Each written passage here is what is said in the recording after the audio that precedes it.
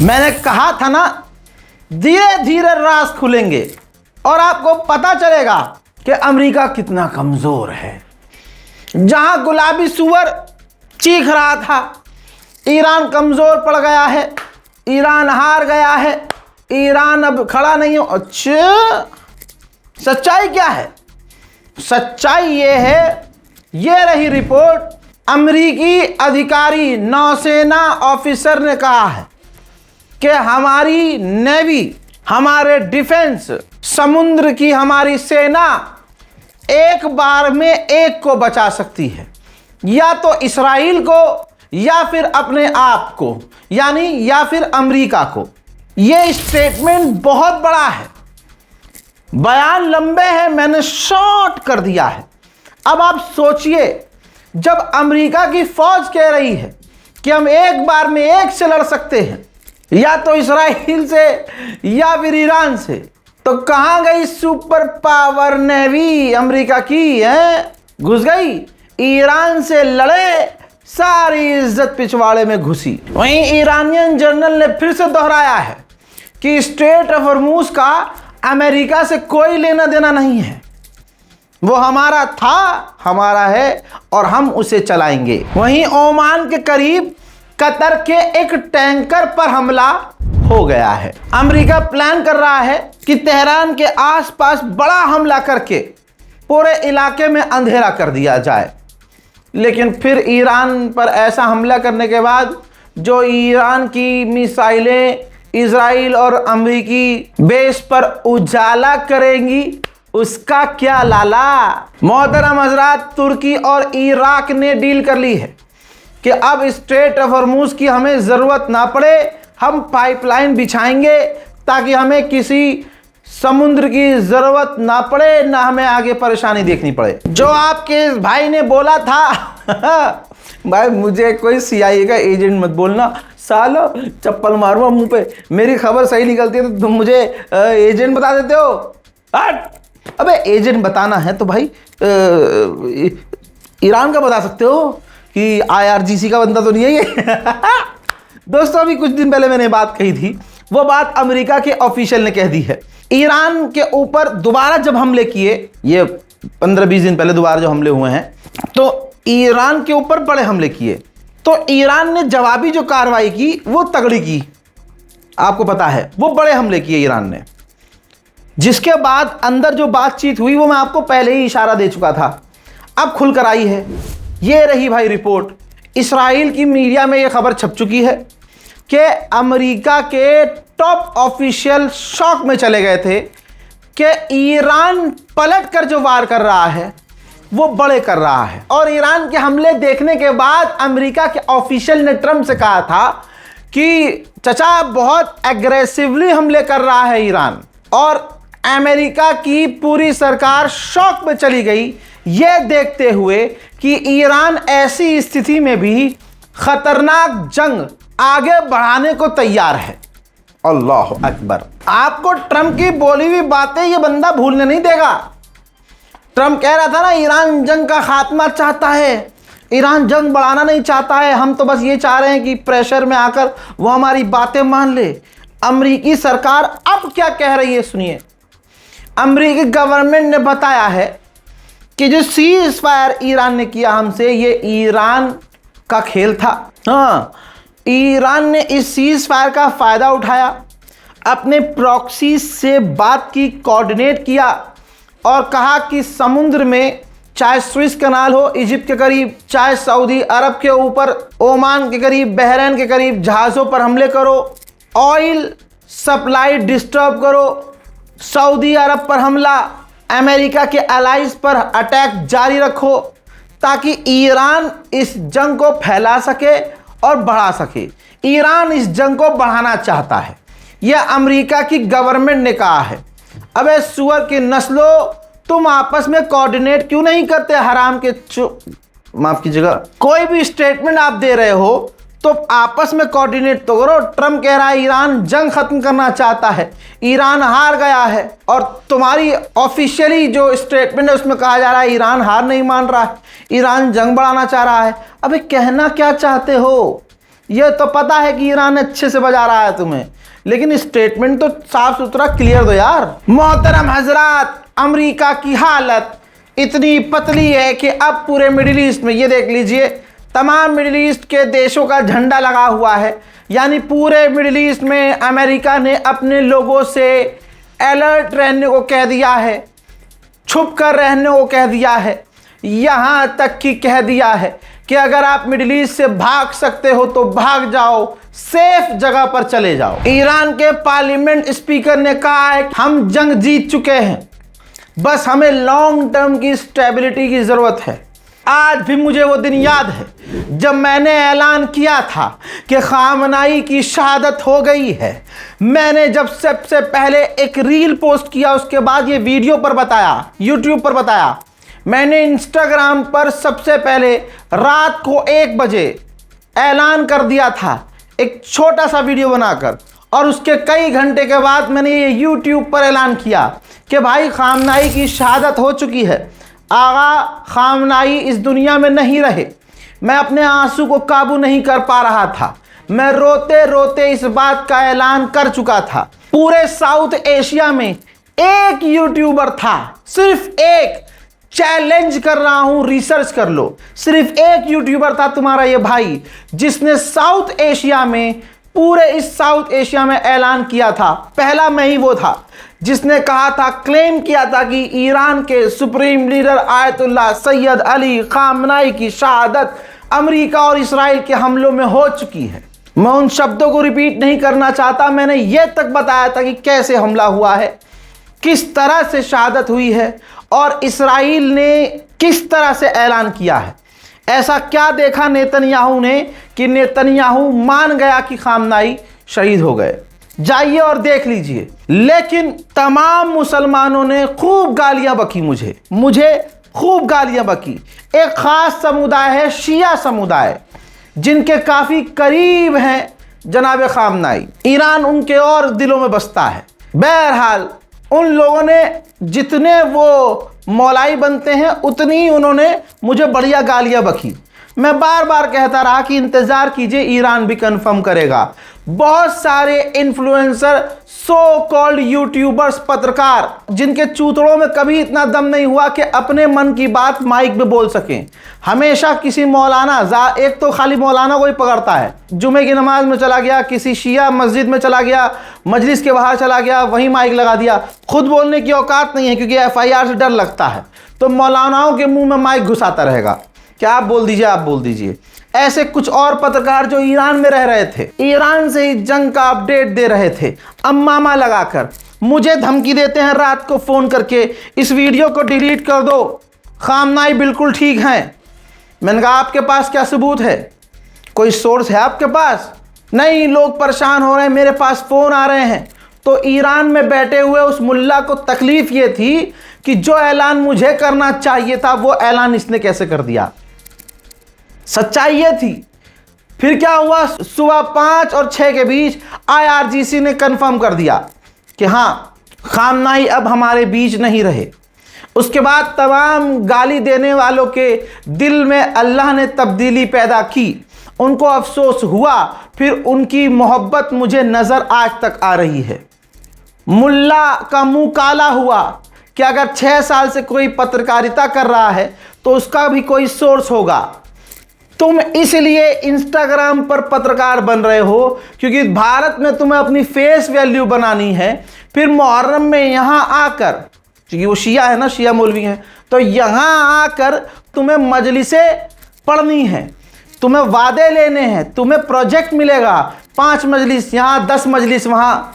अब तुम हिंदुस्तान आ रहे हो, अब आने से पहले बताइए, हमले तो आज भी हो रहे हैं। अगर तुम इतने सच्चे पत्रकार हो, पत्रकार के नाते तुम ईरान में ही रहते, ईरान में रहकर तुम पत्रकारिता करते, अभी भी तो ईरान पर हमले हो रहे थे। नहीं तो आगा साहब पूरा एक पोस्टर जारी करते हैं, 1 तारीख को यहाँ होऊंगा, कश्मीर में होऊंगा, 2 तारीख को लखनऊ में होऊंगा, 6 तारीख को दिल्ली में होऊंगा।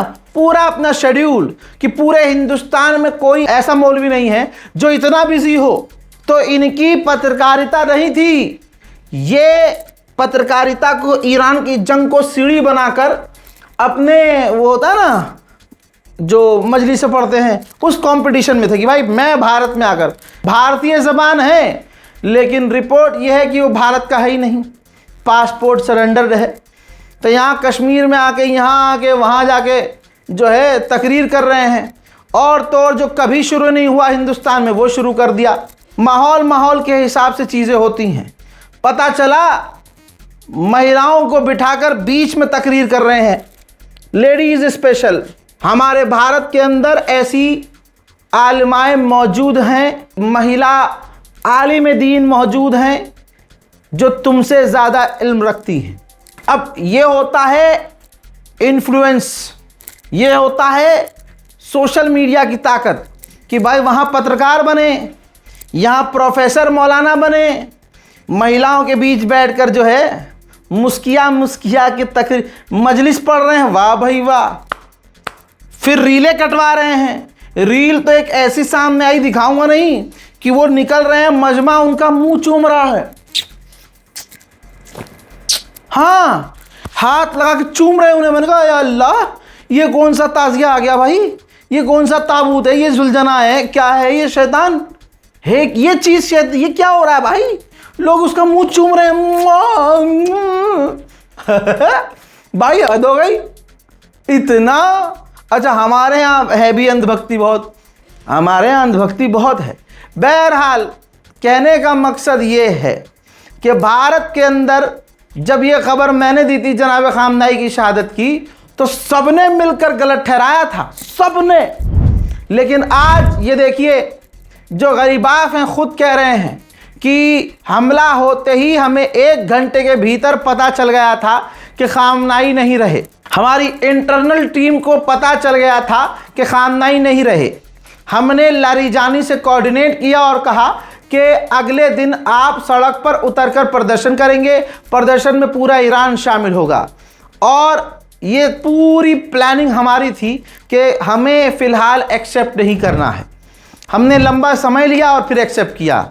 हजरात ये बात मैं पहले ही बता चुका था। आज ईरान के पार्लियामेंट स्पीकर ने बोल दिया, यह है रज़ाग्राफ़ी। ईरान ने कुवैत पर ड्रोन लॉन्च किए, कुवैत ने उन ड्रोन को रोक दिया। गल्फ कॉरपोरेशन काउंसिल ने ईरान के हमलों की निंदा की। ईरान के विदेश मंत्री ने कहा कि ओमान से हम स्ट्रेट ऑफ हॉर्मुज़ को लेकर बात कर रहे हैं, लेकिन तीसरी पार्टी का इन्वॉल्वमेंट हम बर्दाश्त नहीं करेंगे। ईरान ने कहा कि दुश्मन की तैयारी देखकर हमने भी अपने नए और एडवांस ड्रोन तैनात कर दिए हैं। ईरान ने पीकेके के लड़ाकों को इतना पीटा है कि अब ईरान इराक के बॉर्डर पर पीकेके के आतंकवादी खंदक खोद रहे हैं, खंदक गड्ढा खोद रहे हैं ताकि ईरानी लड़ाके घुसकर उनके इलाके में उनका दी एंड न कर दें। ईरान के ऑफिशियल ने भाई गेम खेला है कि देखिए, ईरान के जो सैयद मोहम्मद मरांदी हैं, उन्होंने ट्वीट किया है कि जो ट्रंप ने स्टेटमेंट दी है, अब इतना समझ जाइए कि Saudi Arab, Qatar, Kuwait, Bahrain, UAE, Oman, हम इन जगह पर भी हमले करेंगे। यहाँ के सिविलियंस अमरीकी बेस से दूर हो जाएं और इलाके को खाली कर दें। हमारे जवाबी हमले इसराइल पर भी हो सकते हैं। हजरात, इराक में इराक की एक ऑयल रिफाइनरी पर हमला हुआ। हमला किसने किया नहीं पता। मोहतरम हजरात, मज़ा नहीं आया तो सब्सक्राइबर वापस। गुलाबी सुअर की आदत है, वो बोल देता है फालतू, फिर बाद में फटती है चड्डी उसकी। दोस्तों, ट्रंप ईरान के पावर प्लांट पर हमला करने से हेजिटेट कर रहा है। उसको डर है कि अगर मैंने ईरान के बिजली घरों पर बड़ा हमला किया तो ईरान अरब के देशों पर बड़े हमले करेगा, जिसको हम बचा नहीं पाएंगे। अमेरिका के अखबार ने माना है, उसी ने बताया है कि 2000 पाउंड के खूंखार बम, भारी भरकम बम कश्म आइलैंड पर अमेरिका ने गिराए थे, जिसमें तबाही मची और 3 एक परिवार के यानी माता पिता और छोटा सा बच्चा मारा गया। अब इसी रिपोर्ट को ईरानियन एम्बेसी ने शेयर करते हुए लिखा है कि बम का वजन था इनके 2000 LBS, टारगेट था 12 किलोग्राम, यानी जो छोटा बच्चा 12 किलो का था, यानी 2000 किलोग्राम का बम इन्होंने 12 किलो के बच्चों को मारने में यूज किया। ऐसा बम जिसका वजन 2000 किलोग्राम था, 12 किलो के बच्चों को मारा है। ईरानी गवर्नमेंट ऑफिशियल ने कहा है कि अगर हम पर हमला हुआ, तुमने कोई बेवकूफ़ी की, तो पूरे इलाके को हम स्टोन एज में भेज देंगे, पुराने ख्यालों में, पुराने ज़मानों में भेज देंगे। इतना बड़ा ये तुम्हारी दिमाग की ताकत होगी कि सोचो और हमारे खिलाफ घटिया और ख़तरनाक कदम ना उठाना, वरना पूरा इलाका धुआं धुआं कर देंगे। IRGC के ऑफिशियल ने कहा कि अगर हमारे मुल्क पर बड़े हमले हुए तो जो भी देश अमेरिका की ढाल बन रहे हैं वो सब जलेंगे।